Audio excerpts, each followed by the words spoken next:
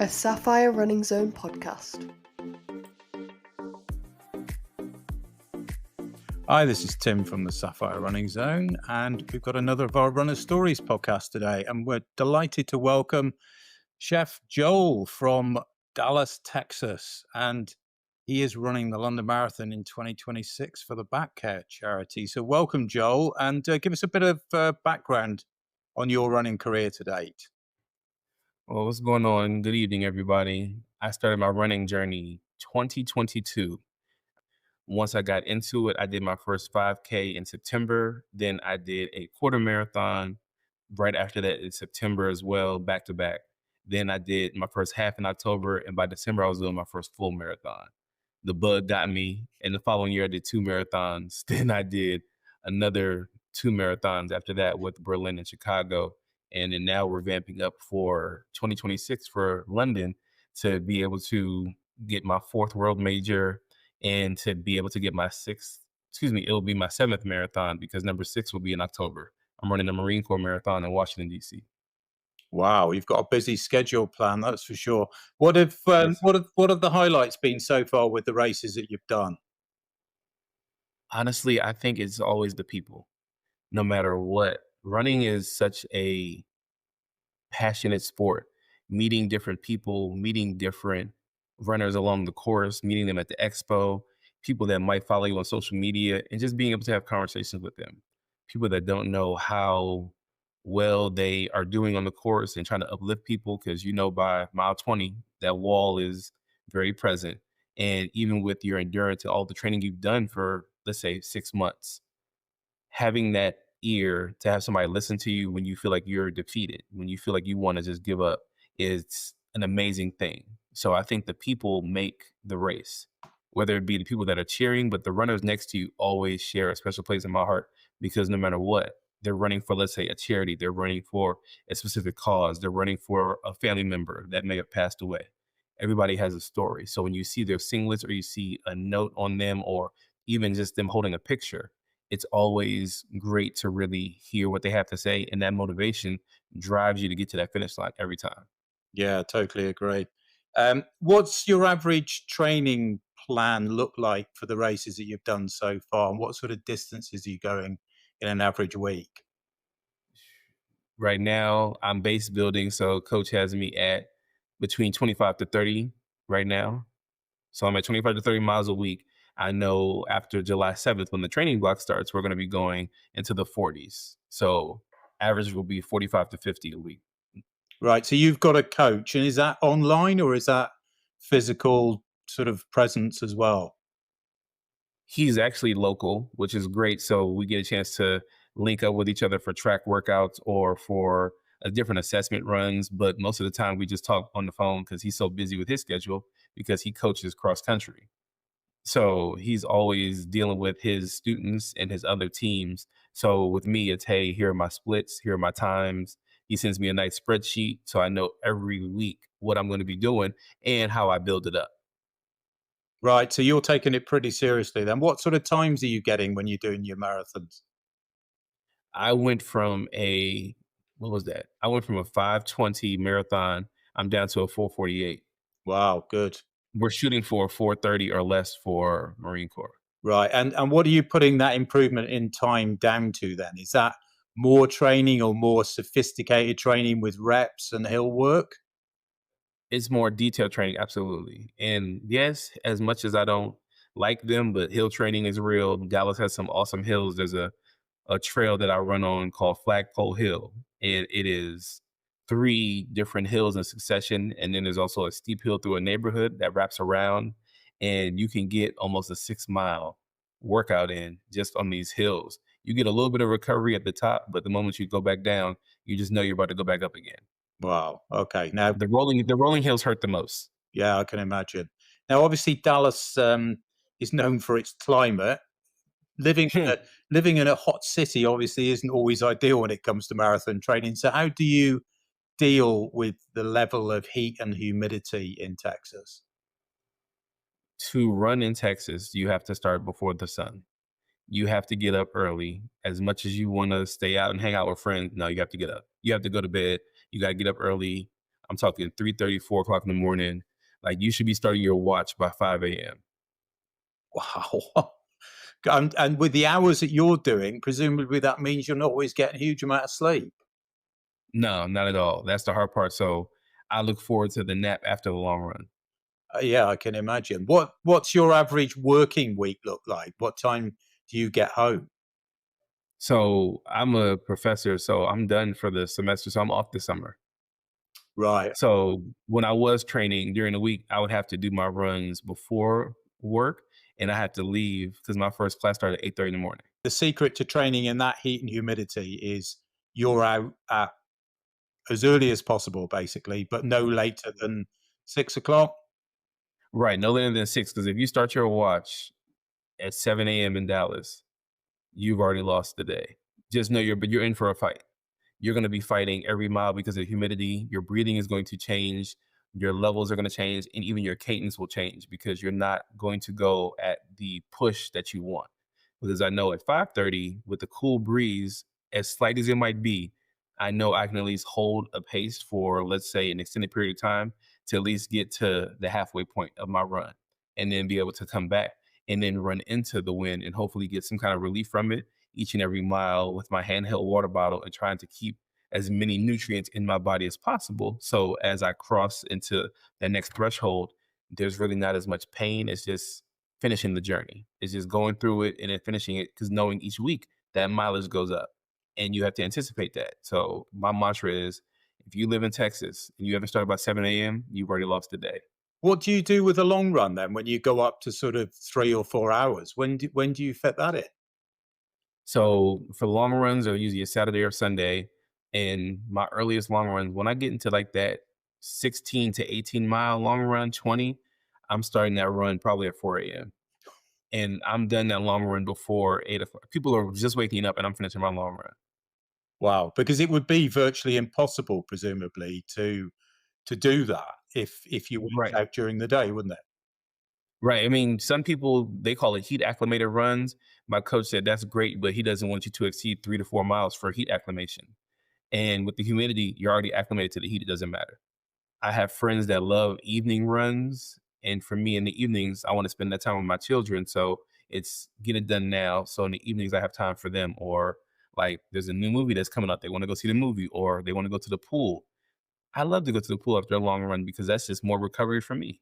Mm. Because I can go and sit there and relax in like that nice cool water and let my legs kind of come back to normalcy to get ready for the recovery run the next day. Yeah, indeed. I went to India last year, and heat and humidity obviously is a problem there. And I remember my Mhm.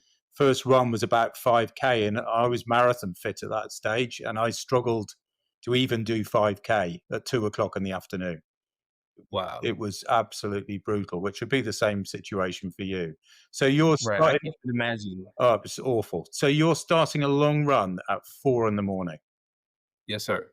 You've done well because that takes some serious mental discipline, doesn't it? Which stands you in very good stead when you do a marathon because often they're starting at 8, 9 in the morning. For you, that's relatively straightforward, isn't it?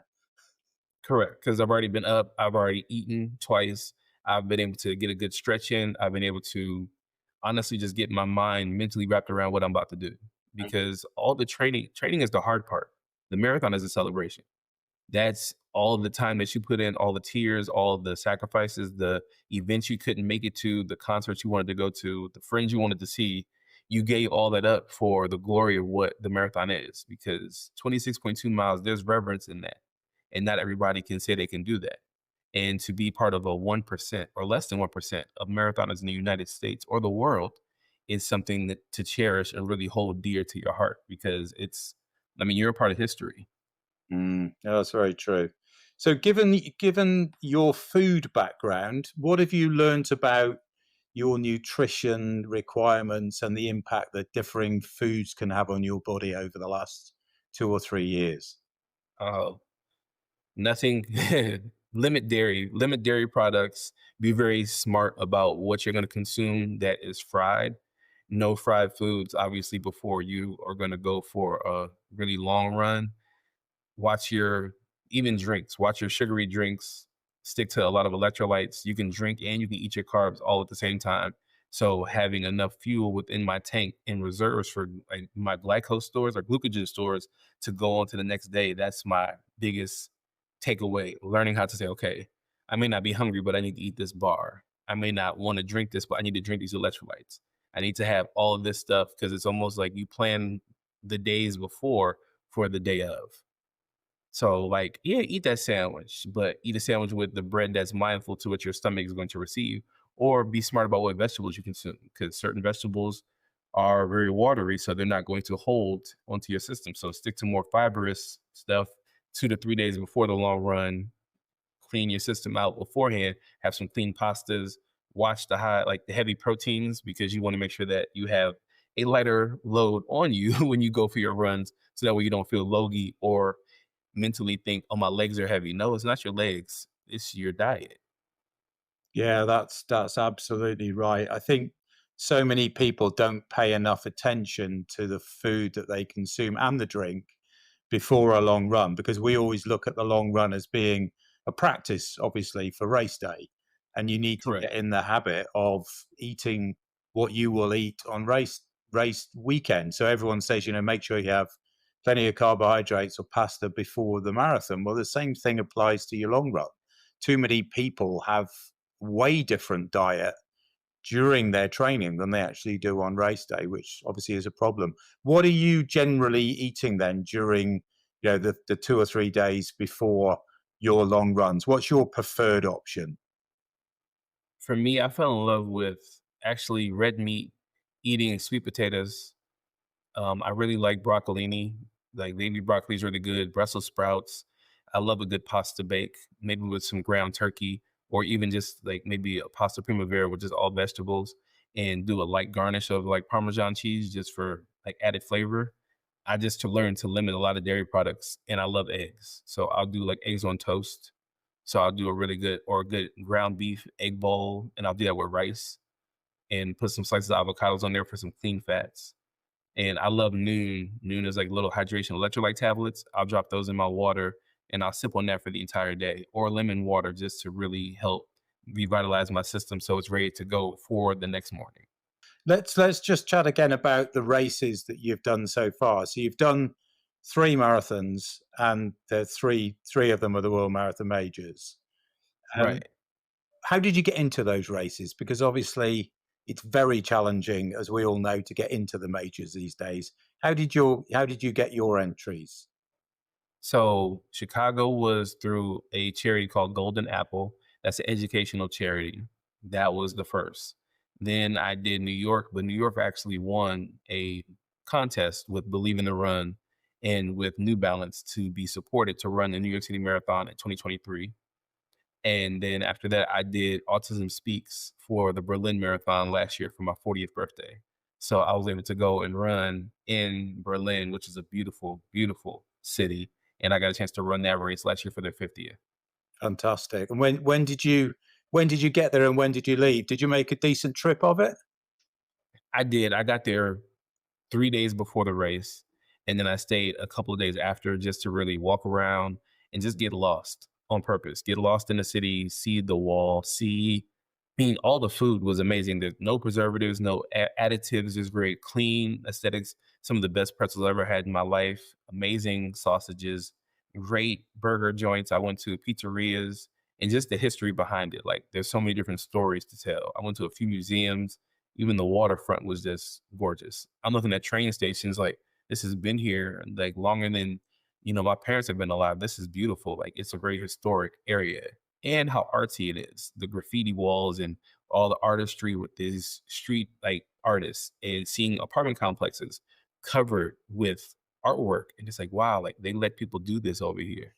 I wish that was the norm in the United States, but Europe always has that special kind of place in my heart. And I've never been to London, so that excitement to just be in that space, I definitely look forward to really making a nice trip out of that too. Yeah, it's one of the great things about distance running and going to these events in places that you just don't get the opportunity to go to normally, isn't it? And I think you're on your journey to get all the majors ticked off, and you'll go to some more amazing places. Obviously, Tokyo is absolutely fascinating.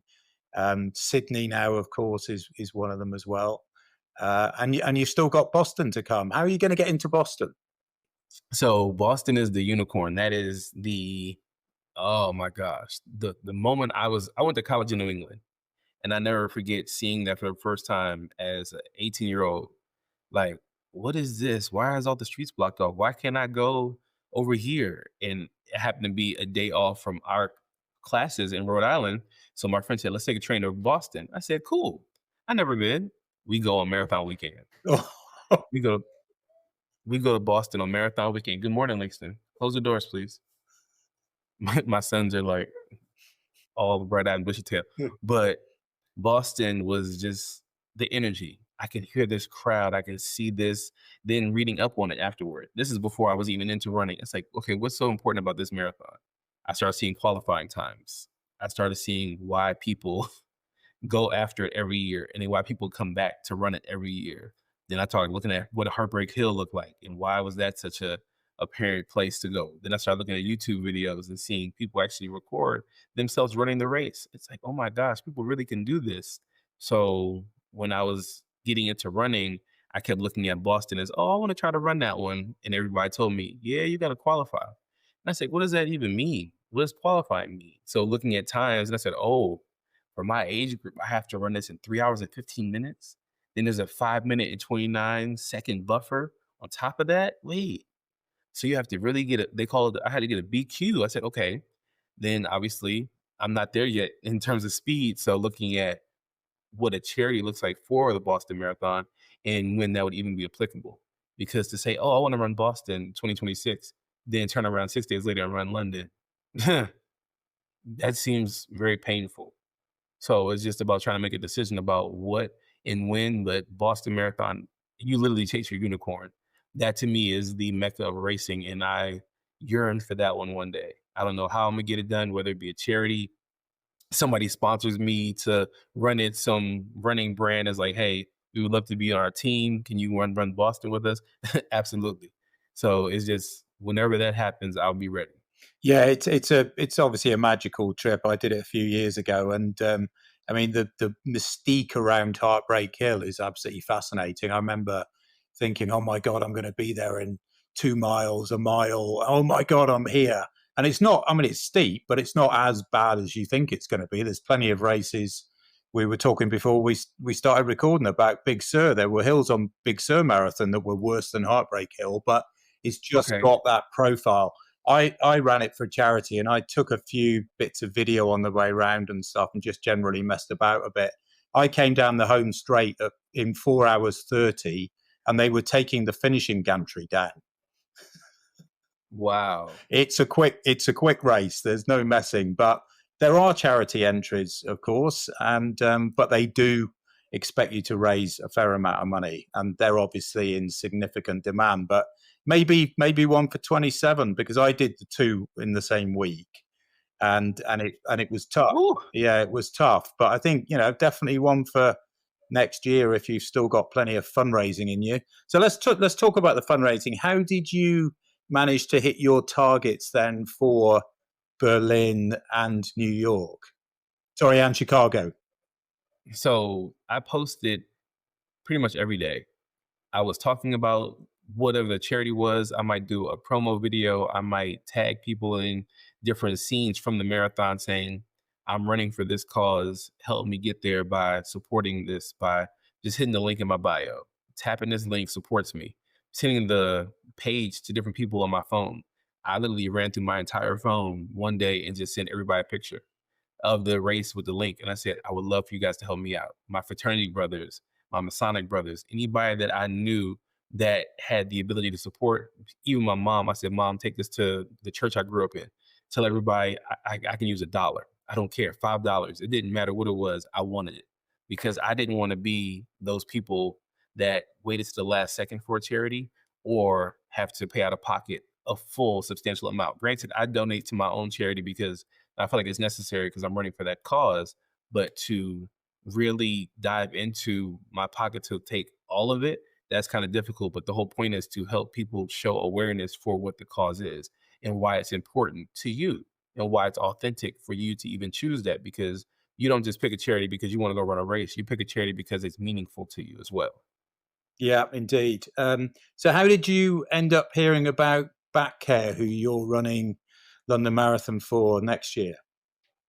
I saw a young lady who ran with the BackCare team this year, and I saw her singlet on Instagram. It was it was in my suggestions, and I said, "What is this?" I said, "Okay, cool." And I saw her running, and I started following her page and looking at her story, and she was with this singlet, and I said, "What is BackCare?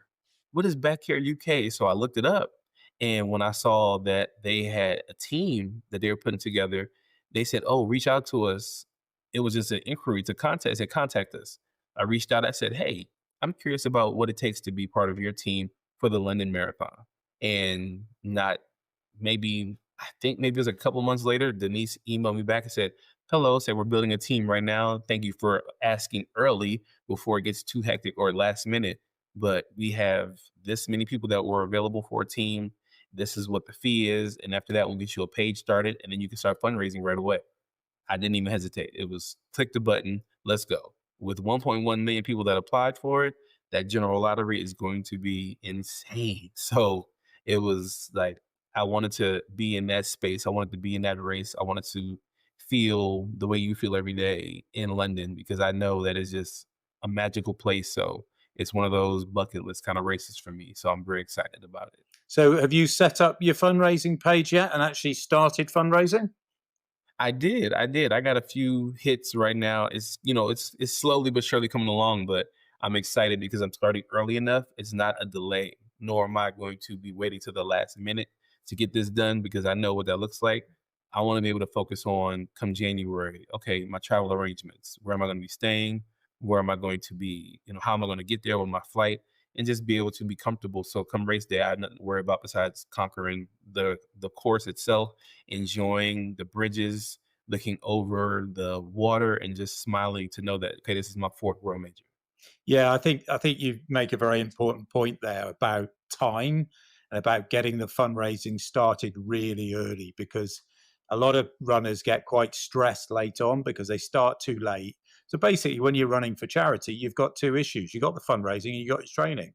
And you don't want one getting in the way of the other. It's really important just to get the fundraising done and then you can focus on yourself and get race day done properly. So have you got quite big social networks then that you're basically going to be sending messages to throughout? Every chance I get, like today is a post day for it. I usually try to say, okay, do it Monday, do it Wednesday, do it on Friday. Mhm. And the link is in my Instagram bio. If anybody who's listening to this lovely podcast wants to support me, it would be an honor to meet all of you on the course. If you see me, just say, "Go, Chef." I will have something on that has Chef on it, so you know it is me. Just definitely want to support me to get over there and enjoy that lovely area. And then hopefully when I retire, I actually want to retire in London. Like that's the ultimate goal. Like I would love to enjoy that time and take that and be like, I want to make this my home. Because the more I do my research on it, the more I look at things between Soho to all the beachside and everything that I've seen. It's a YouTuber I follow named Obi Vincent. And the way he shows London, it just looks like a very magical place to live. And it's very tranquil to me, in my opinion. Well, you'll absolutely love the race. I mean, it's a very magical race. I mean, there were 58,000, I think, that ran it this year. It just overtook New York as the biggest one.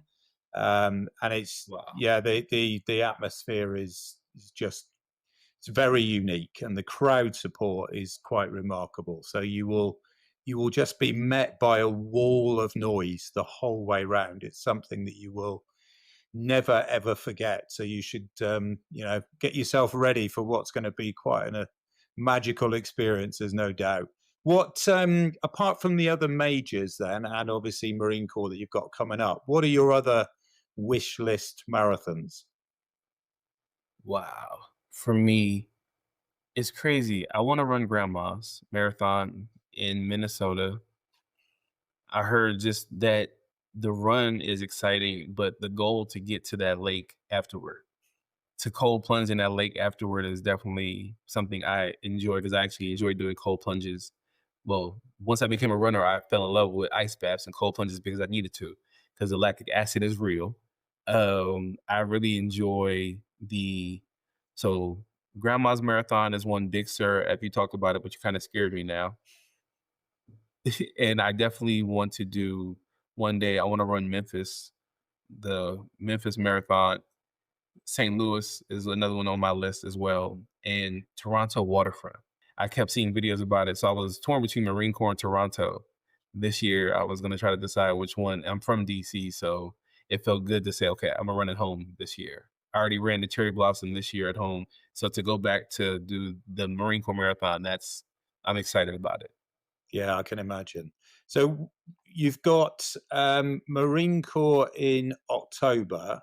So Correct. are you now into your training plan with a vengeance, or are you just sort of ticking over, ready to get into that? Oh, I'm base building. I've been base building since March. So base building takes me all the way through just till July 7th, and that's the official start day of the block. But the coach is excited because I already will have a strong enough mindset. The diet is already going to be in full force. So it was more of the practices from fartlek runs to track workouts to hill workouts to long runs. We're pretty much building a base now and then kind of bringing it back down to start the marathon training block. But I'm already going to have everything put together with the strength in my legs and with the gym workouts, the pool workouts. Everything will be pretty much in a harmonious state. So when I go to the training block, it's not just a shock. It's not, oh my gosh, I have to do so much. I'm already there mentally. And when you finish Marine Corps, you'll have a couple of weeks off and then you'll start training for London. Pretty much, right. I have in 2 weeks. I think, yeah, 2 weeks after Marine Corps, I have a half in Indianapolis. So the Indianapolis half marathon, I'm doing that one with Brooks. And after I run that one, my friends, everybody's trying to nudge me to run Chevron in January. They're like, you're already going to be a marathon training. You might as well just go running for fun. To run a marathon for fun just sounds insane, but I might be running Houston in January as well. Wow. So you certainly have got the bug now, haven't you?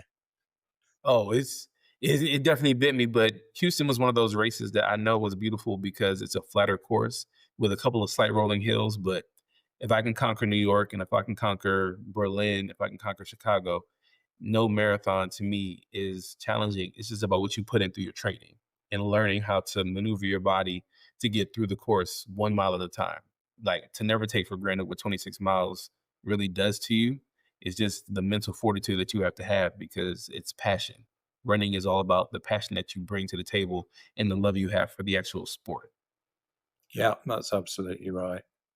Good. Look, Joel, really appreciate you joining us. Hopefully you'll do another session with us in the lead up to London. I'd love to know how you get on at Marine Corps. And it's always good to get learnings from people as they go through their marathon journey, because there'll be a lot of people listening to this who have not even started training at all for anything. And, getting inspiration from people like yourselves is really great. And, I really appreciate your time.